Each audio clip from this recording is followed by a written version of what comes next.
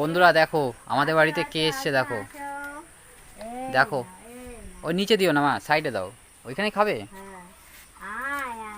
ওই দেখো মা ডাকছে, আর দেখো কত সুন্দর চলে আসছে, একদমই ভয় পায় না, তাই না মা? দাও আর একটু দিয়ে দাও, ওইগুলো এখন নিয়ে দেবে, দিয়ে দাও। খাও খাও। ও আবার দেখে মাথা এরকম করে হেলে দেখে। ওই যে খাওয়া হয়ে গেল বন্ধুরা, চলে যাবে নিয়ে। রোজ আস না মা? রোজ রোজ কল পরে আসবে। ওই যে। তো বন্ধুরা বলো তোমরা কেমন আছো? আর আজকে তোমাদের একটা জিনিস দেখাই আমি।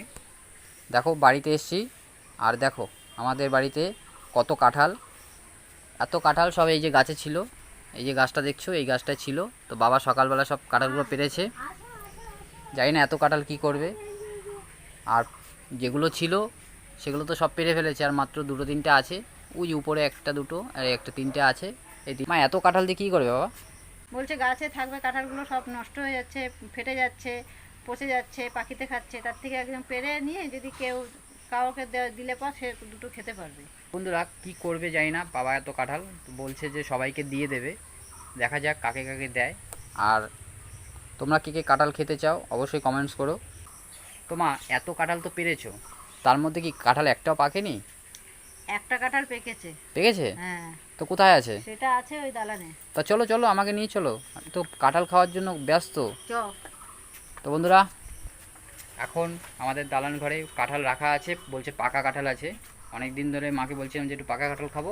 তো চলো দেখি কীরকম খেতে লাগে। আর আমাদের বাড়ির কাঁঠাল কিন্তু ভীষণই টেস্টি। যারা যারা খেয়েছো অবশ্যই কমেন্টস করো, আর যারা যারা খাওনি তারাও আজকে দেখে নাও কাঁঠালগুলো কীরকম খেতে। বন্ধুরা চলে এসেছি, দেখো এইখানেও প্রচুর কাঁঠাল রাখা আছে। এই দেখো এখানে দুটো আছে, এই দুটো যাবে মামি বাড়ি যাবে। আর এইদিকেও দুটো আছে, এই দুটো যাবে কার বাড়ি জানি না। আরও দেখো এই পাশে রাখা আছে। তো টোটাল প্রচুর কাঁঠাল হয়েছে। আর এখন এই যে মা এই কাঁঠালটা এখন বলছে ভাঙবে, এটা পেকে গেছে না মা? তোমরা আগের দিন দেখেছো যে মার আঙুলটা কেটে গেছিলো, তারপরেও দেখো মা সেই হাত নিয়ে কাঁঠাল ভাঙছে। আর এই হচ্ছে আমাদের বাড়ির ফার্স্ট কাঁঠালের কোয়া। দেখো সাইজটা দেখো কত বড় সাইজ, দেখো এরকম বড় বড় সাইজের কিন্তু আমাদের বাড়ি কাঁঠাল হয়।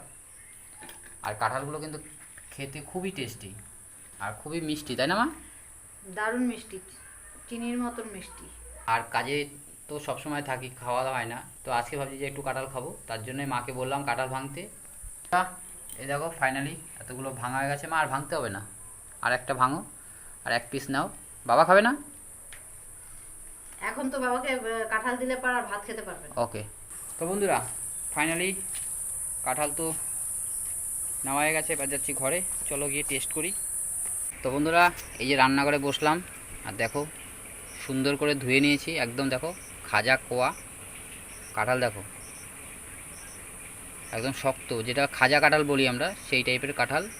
দেখো প্রত্যেকটা কোয়া দেখো, যে আঁঠির সাইজটা দেখো কত বড়, এরকম বড় বড় সাইজের আঁঠি হয়।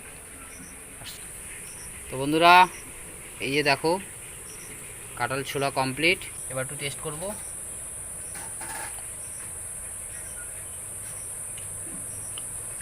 দারুণ মিষ্টি। কাঁঠালটা একটু বেশি পেকে গেছে, আর একটু শক্ত হলে ভালো হতো।